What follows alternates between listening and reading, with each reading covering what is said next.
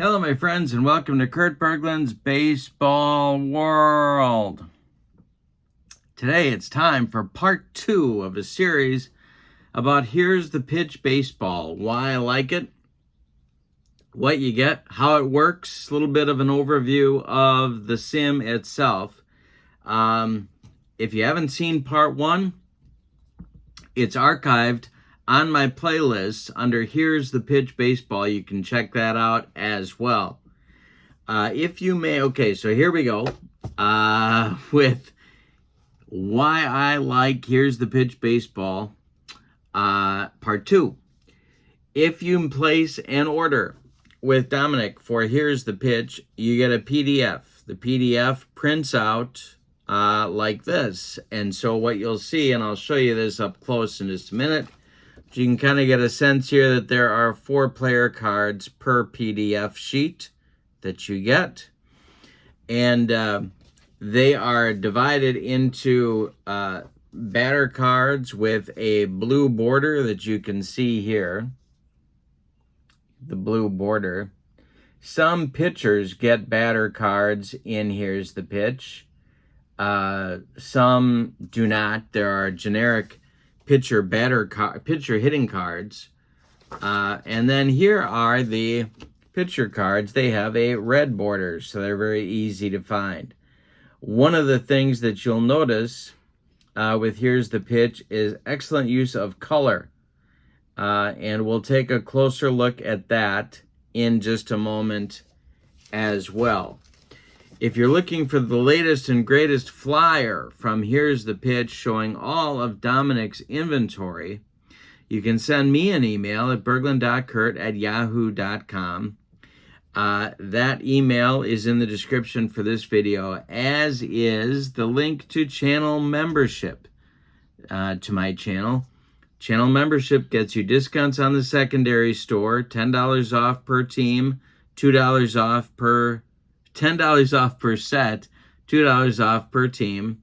It also gets you access to a pretty large archive of members-only videos that you can review at your leisure.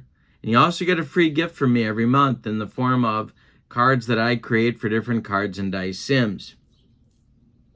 Now, let's take a look at the cards, how you use them to do the sim, and a little bit about gameplay for Here's the Pitch. What you see before you, if you order the Here's the Pitch All-Star Collector Sets, this is what the cover page will look like. Now, there are many different things that you can order with Here's the Pitch.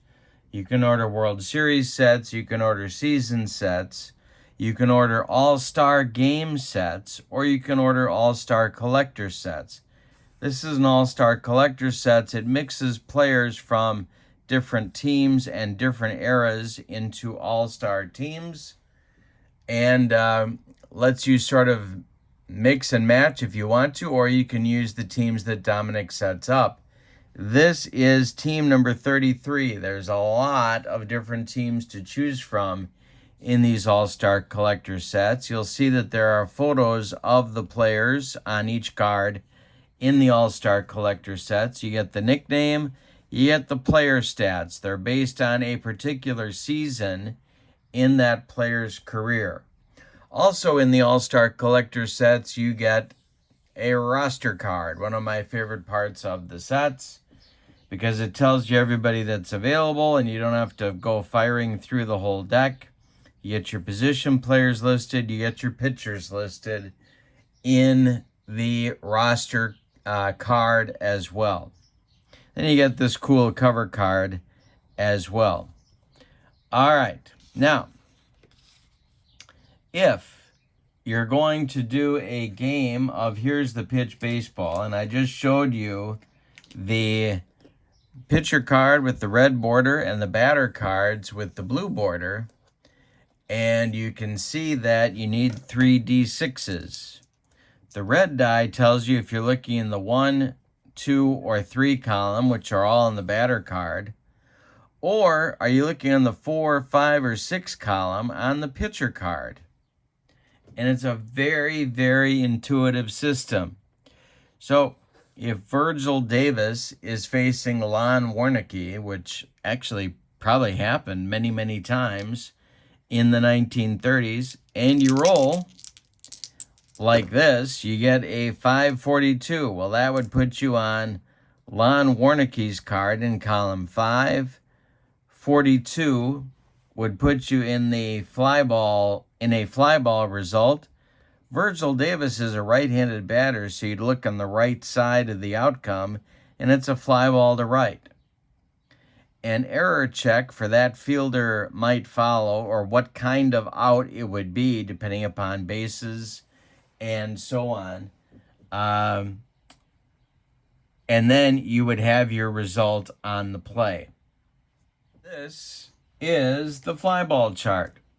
So your outfielders are rated 3, 2, or 1. And then you would look across the top here to see what your base runner situation was. And for in some cases, you may need to re-roll, or you may just get a straight outcome depending upon what the situation was on the base paths. But this is your fly ball chart. This is a ground ball chart. So let's take a minute and look here. Let's suppose that in the case of Lon Warnke, that we hadn't rolled a 542. Let's say we rolled a 552.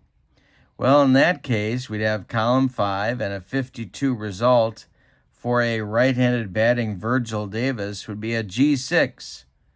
So this would be an opportunity for the shortstop to make a play. And here's our infield chart to see what happens there. We take our infield rating for our shortstop, either a 3, a 2, or a 1.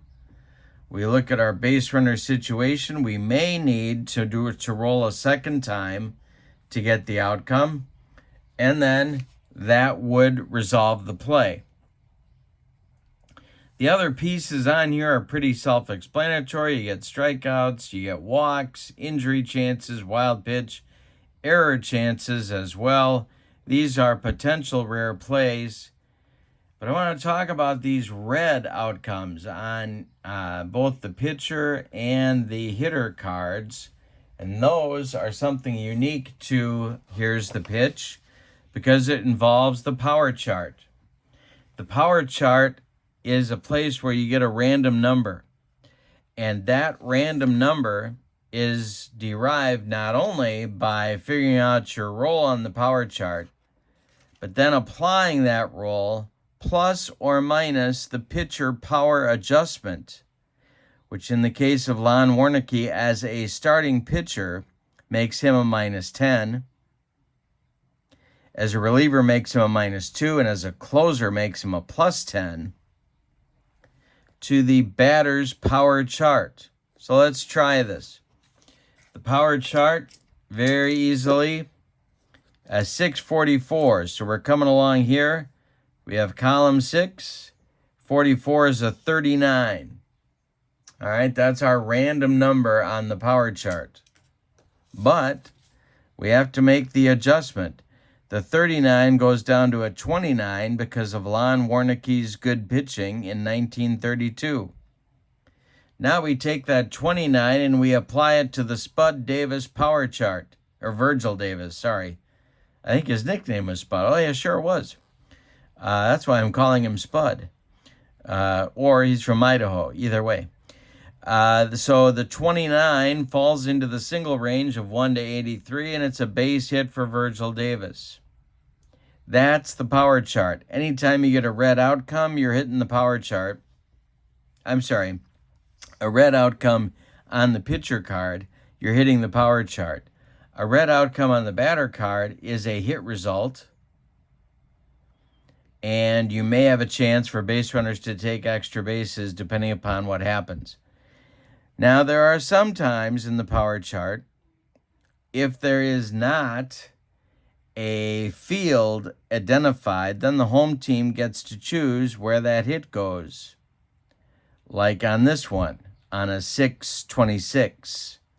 If you roll and he gets the base hit, you can choose, the home team gets to choose where the hit goes, and that goes to the fielder with the best chance, with the best throwing arm, to support the home team outcome. So if the home team's on defense, you want a good throwing arm.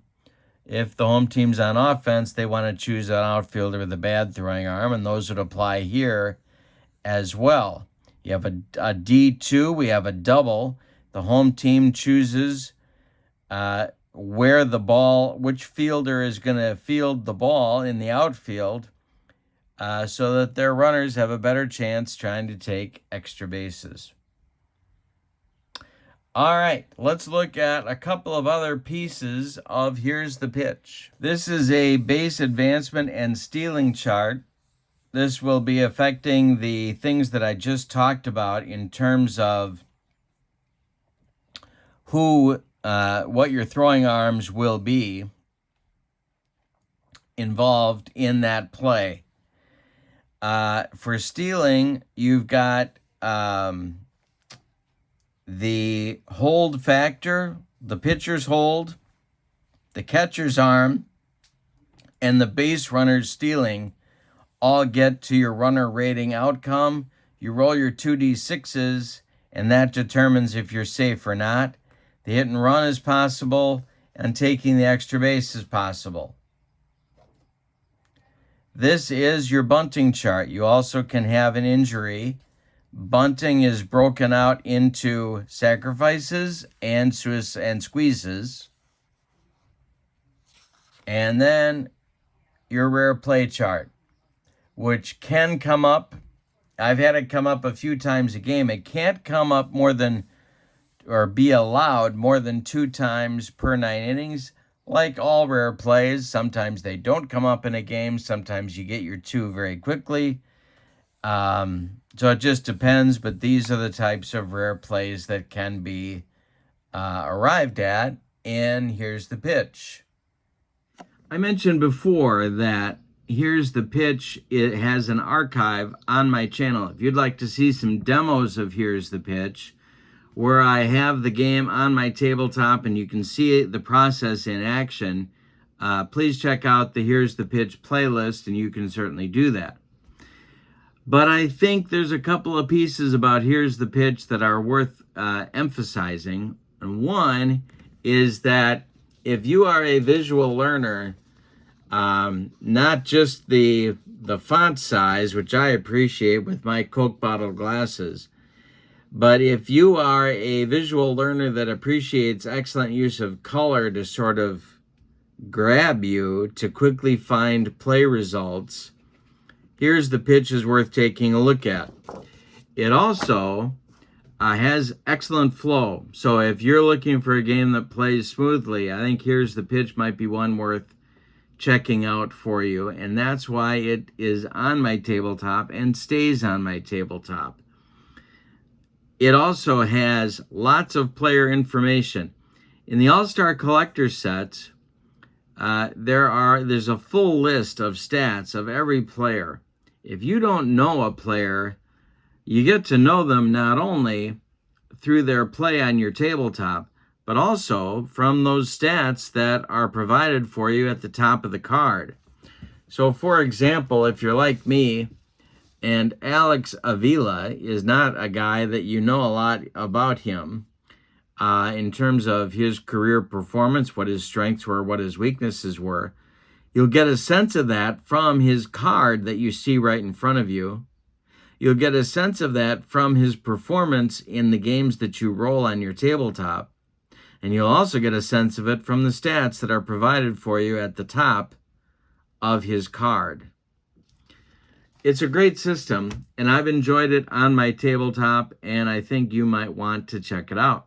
So, there's 2 parts to this series. This is part 2 of Here's the Pitch and why I like it. Part 1, I believe, premiered a couple of weeks ago, and you might want to check that one out as well. I hope this has been informative for you. Don't forget to check out channel membership, and if you want the latest and greatest Here's the Pitch flyer, send me that email, and I will get it right out to you as well. In the meantime, there's lots more Here's the Pitch coming on my channel, and I hope you have a great evening. So long, everybody.